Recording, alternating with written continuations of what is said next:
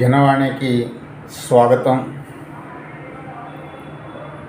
రానున్న కొద్ది రోజుల్లోనే పార్లమెంట్ సమావేశాలు ప్రారంభం కాబోతున్నాయి.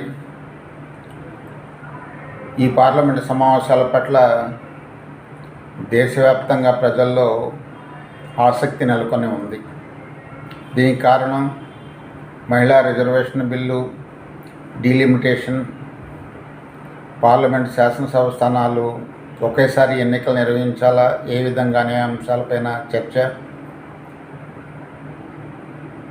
మూడవది 130వ ఆర్టికల్ సవరణ. దీని విషయాలపైన ప్రధానమైనటువంటి చర్చలు ఉంటాయి. వీటితో పాటు ఇంకా అనేక బిల్లులు పాస్ అయ్యే అవకాశాలు ఉంటాయి. నా మనవి ఏంటంటే, గౌరవ పార్లమెంట్ సభ్యులు, రాజ్యసభ సభ్యులు వీళ్ళందరూ కూడా తమ విలువైన సమయాన్ని ప్రజాపాలన కోసం, ప్రజల సమస్యల కోసం, వాటి పరిష్కారాల కోసం మార్గాన్ని అన్వేషించాలి. ఉన్న సమయాన్ని సద్వినియోగం చేసుకోవాలి. ప్రజల డబ్బుతో నిర్వహణ చేస్తున్నటువంటి పార్లమెంట్ సమావేశాలు సమయం చాలా విలువైంది. ప్రజలు వీటన్నిటినీ కూడా గమనిస్తున్నారు. గౌరవ సభ్యులందరూ కూడా అన్ని బిల్లుల విషయాలపైన చర్చలు జరపండి. వాకౌట్లకు దూరంగా ఉండండి. ఏ పార్టీ అయినప్పటికీ కూడా 542 పార్లమెంటు స్థానాల్లో ఉన్నటువంటి సభ్యులందరూ కూడా ఒక్కటే. పార్టీలు వేరు కావచ్చు, ప్రతిపక్షం ఉండొచ్చు, అధికార పక్షం ఉండొచ్చు, ఎవరు ఏ పార్టీకి చెందిన వారైనప్పటికీ ఉండొచ్చు. అందరూ కూడా ప్రజల చేత ఎన్నుకోబడినటువంటి వ్యక్తులు కాబట్టి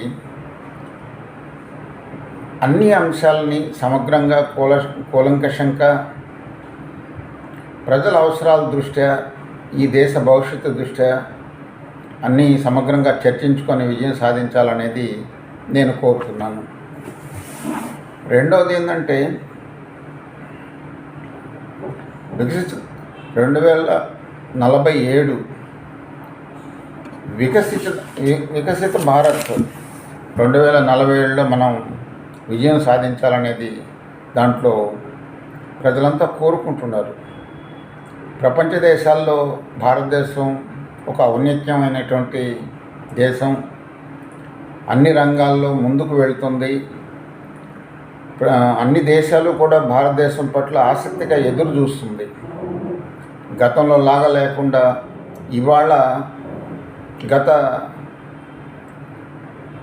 10 సంవత్సరాల కాలంలో విపరీతమైనటువంటి ఎన్ని రాజకీయ ఒత్తిళ్ళు వచ్చినా, ప్రపంచ దేశాల ఒత్తిళ్ళు వచ్చినా, ఉగ్రవాదాన్ని తిరుగుబాటు ధోరణులు చేస్తున్నప్పటికీ కూడా భారతదేశం యొక్క అస్థిరతని దెబ్బతీయాలని ప్రయత్నం చేస్తున్నప్పటికీ కూడా భారతదేశం గట్టిగా నిలబడ్డది. ఇది ప్రజలందరికీ తెలుసు. ఈరోజు వస్తున్న పార్లమెంట్ సమావేశాల పట్ల కూడా ప్రపంచ దేశాలన్నీ ఆసక్తిగా ఉన్నాయి. మనం ఏ విషయం మీద చర్చించినప్పటికీ కూడా అన్ని కళ్ళు మన వైపే ఎదురు చూస్తున్నాయి. దీని విషయాన్ని దృష్టిలో పెట్టుకొని మనం అనుకున్న బిల్లులపైన సమగ్రంగా చర్చించి విజయం సాధించాలని చెప్పనేసి 542 పార్లమెంటు సభ్యులందరికీ కూడా నేను మనవి చేస్తున్నాను. పార్లమెంట్లో ఉన్నప్పుడు అందరూ ఒకటే. పార్లమెంటు బయట వచ్చినప్పుడే పార్టీలు వేరుగా, వాళ్ళ విధానాలు వేరుగా స్పష్టం చేసుకోవచ్చు. లోపల అన్ని సమస్యలకి పరిష్కారం చూసుకునే పద్ధతుల్లో సంయమనంతో, సహనంతో, ఓర్పుతో, నేర్పుతో ఇవన్నీ కూడా మనం విజయం సాధించాలి. ఇప్పుడు 130వ రాజ్యాంగ సవరణ బిల్లు విషయం మీద ప్రధానమైనటువంటి చర్చ జరుగుతుంది. దీనికి చాలామంది భయపడుతున్నారు. ప్రతిపక్షాల మీద అనవసరమైనటువంటి కేసులు పెడతారని చెప్పనేసి, మమ్మల్ని వేధించడం కోసం ఇలాంటివి చేస్తున్నారని చెప్పననేసి చాలామంది కూడా భయపడడంలో అర్థం ఉంటుంది. దీంట్లో స్పష్టంగా బిల్లులో ఇస్తున్నారు. ప్రధానమంత్రితో సహా మంత్రివర్గ సభ్యులు, 500 మిగతా పార్లమెంట్ సభ్యులు ఎవరైనప్పటికీ కూడా తీవ్ర నేరాలకు సంబంధించిన కేసుల్లో అరెస్ట్ అయి 30 రోజుల పాటు జైల్లో ఉంటే ఆ తర్వాత ఆ పదవులు ఆటోమేటిక్గా రద్దవుతాయి. అందుకోసం ఈ రాజ్యాంగ సవరణ బిల్లు మనం తీసుకొని వస్తున్నాము అన్న విషయంలో స్పష్టతగా ఉన్నప్పుడు ఇది ఒకరి మీద ప్రత్యేకంగా ఆలోచన చేయాల్సిన అవసరం లేదు కదా. ప్రధానమంత్రే మొదటి తన పేరుని చేర్చుకున్నప్పుడు మిగతా అందరూ సభ్యులు సమానమే. మనం ప్రజలు మనల్ని ఎన్నిక చేస్తున్నారంటే మన మీద గౌరవంతో, మన పరిపాలన నచ్చి పార్లమెంటు సభ్యులుగా మనం విజయం సాధిస్తూ వాళ్ళ ప్రాంతాల అభివృద్ధిలో ముందడుగు వేస్తున్నారన్న ఉద్దేశంతోనే ప్రజలు మనల్ని పార్లమెంటుకి పంపించారు. అనేక మంది మహానుభావులని మన కళ్ళ ముందు చూస్తున్నాం. మనం వావిలాల గోపాలకృష్ణయ్య గారు కావచ్చు, గౌతు లచ్చన్న గారు కావచ్చు, నందమూరి తారక రామారావు గారు కావచ్చు, వీళ్ళు వారి రంగాల్లో విజయం సాధించారు. వావిలాల గోపాలకృష్ణయ్య గారు నిరాడంబరంగా గుర్తింపు సాధిస్తూ విలువలతో కూడిన రాజకీయాలు చేశారు. గౌతు లచ్చన్న గారు బలహీన వర్గాల వాళ్ళకి, కార్మికుల హక్కుల కోసం, సామాన్య ప్రజల అభివృద్ధి కోసం తన వంతు కృషి చేశారు.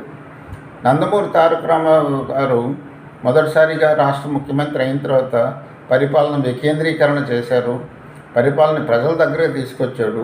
బడుగు బలహీన వర్గాల అభివృద్ధికి, వారి హక్కుల కోసం పనిచేశారు. శాసనసభ్యులందరూ ప్రజలకి దగ్గరగా ఉండే విధంగా వారు కార్యాచరణ ప్రణాళిక కూడా తయారు చేశారు.